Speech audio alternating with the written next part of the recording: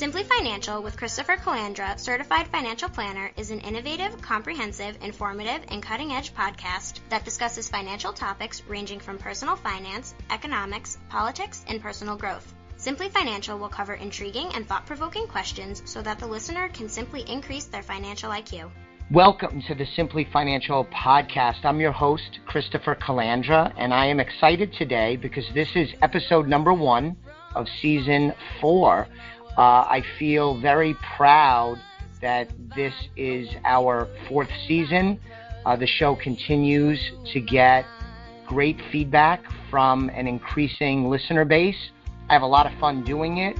My clients really appreciate this innovative way that I communicate with them and others about various financial concepts as I try and help people increase their financial IQ.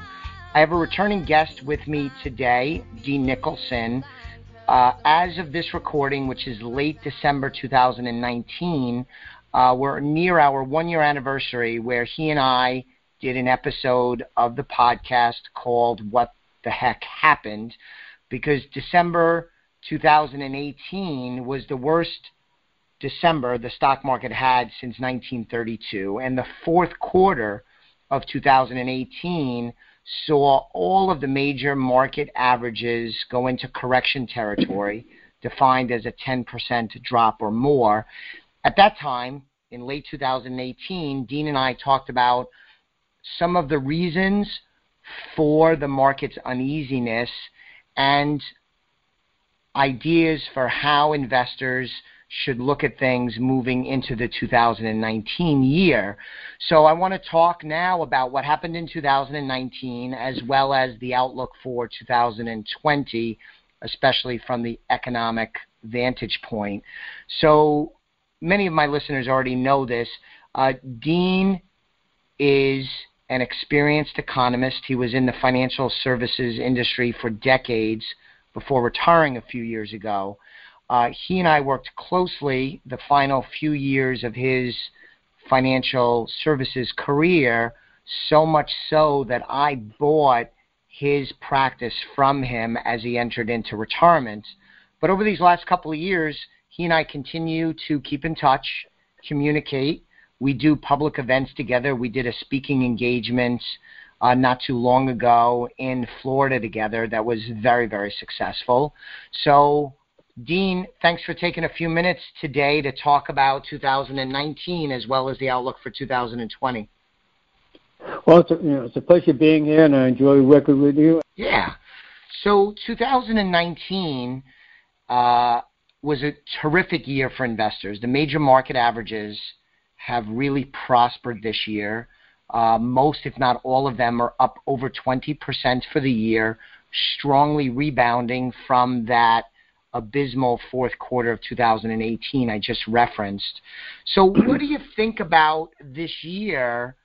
Last year we did the episode, Dean, we called it What the Heck Happened, because everybody was kind of jarred by that nasty sell-off late in 2018. Yes.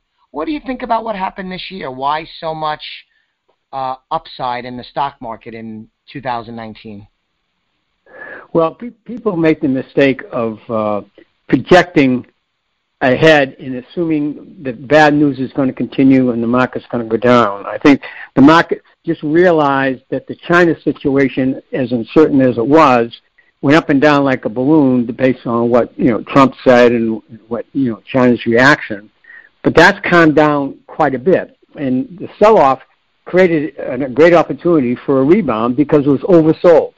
When one lemming jumps off the cliff, they all jump off the cliff. So as soon as there's some uncertainty in the markets, everyone started to sell almost as a knee-jerk reaction without actually analyzing the data. And we recommended not doing that. A lot of people got completely out of the market at the end of 2018 and have been dribbling back in. That's part of the answer. Sure. Now, do you think there's been some good news on the China front, including this phase 1 terminology where China and the U.S. are possibly entering into a limited trade agreement with the hopes that a bigger, more comprehensive trade agreement would follow on. So there is some good news, but it seems to me that some of what happened in 2019 was simply the market, the economy, and investors just kind of getting used to the fact that we're in this battle with China and it's going to drag on, and just kind of resigned themselves to it and moved on, as opposed to any great big positive news coming out of the trade negotiations. What do you think about that thought? Well, I think people are realizing how resilient and strong the U.S. capitalistic organization is. I'm amazed at how well they avoided chaos because of the tariff situation with China. So I think you can never underrate the power of the U.S. economy. You really have to give a lot of credit for how it acted in 2019. Does it surprise you that some of the talking heads that we see in the media, including on financial channels like CNBC and Fox Business, but also on cable news and the traditional network news, how many folks talk about China as if they have all of the cards, and trying to confront them and renegotiate the trade deal is a fool's errand? Because it surprises me, because I don't think the contest is nearly that uneven. No, I don't either. I think China has a problem. His population is so vast that it has to assure a food supply, and they import a lot of agricultural products from the U.S. And they have a very strict totalitarian regime that cannot afford to have-nots rise up against them. They don't have the flexibility and freedom because they don't have the breadth of their economy that we have. So China's really the weaker player in this whole thing.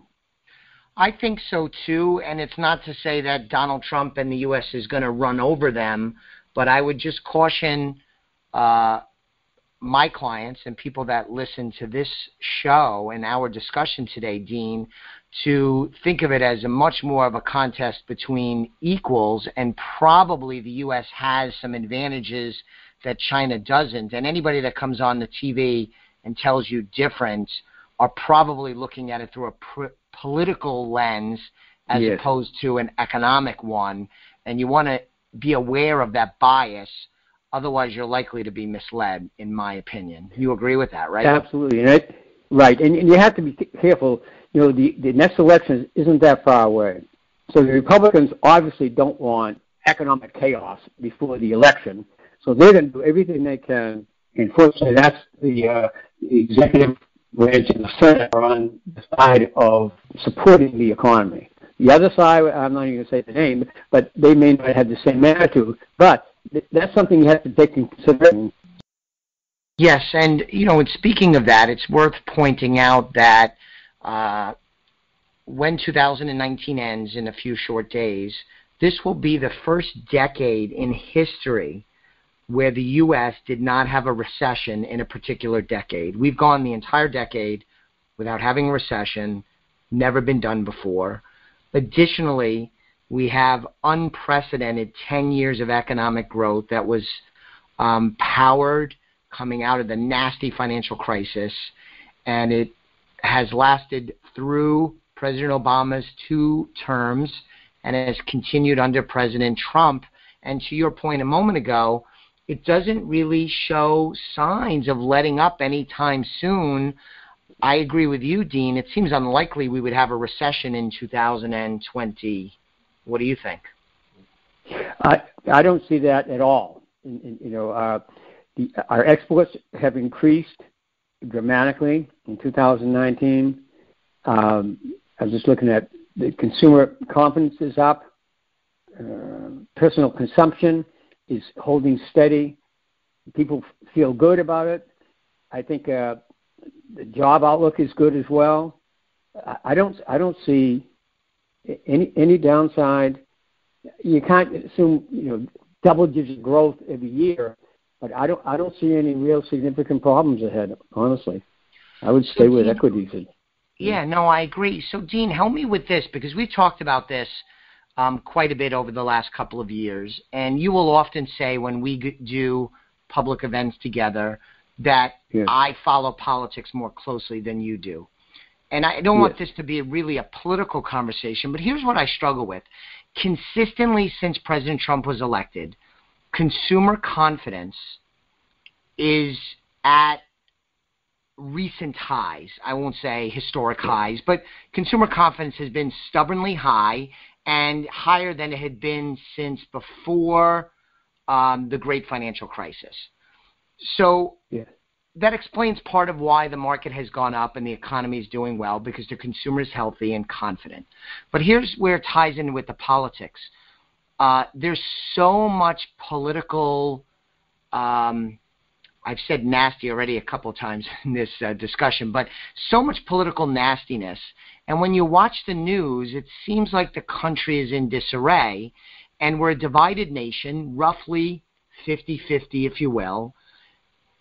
But I have trouble squaring that political polling with the consumer confidence, because that means that some people that do not support the president must also be confident about the economy and their own fortunes under their own roof. Does that make sense? Yes, well, I think part of it is that a lot of people voted for Trump simply because they didn't like the way the government was being run. And I still think that that's a big factor. A lot of people don't like Trump, but they don't like the fact that very little can be done on a hard to get anything done. So I think consumers don't like Trump, but they like that he's not the government.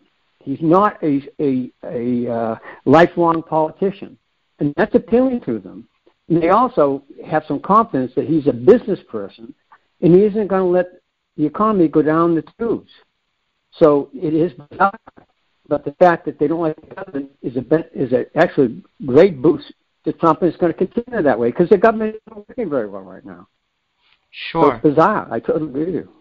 Yeah, and, because I follow politics, and when you watch politics, it seems like one side is very, very happy, and the other side is unhappy, and they seem to be exclusive. Like, if you're a Trump supporter, you like everything he does, and if you're a Trump, if you dislike Trump, then you dislike everything he does. There's, as you said, very little in between, very little, I disagree with him on this, but I agree with him on that, on either side of the political spectrum.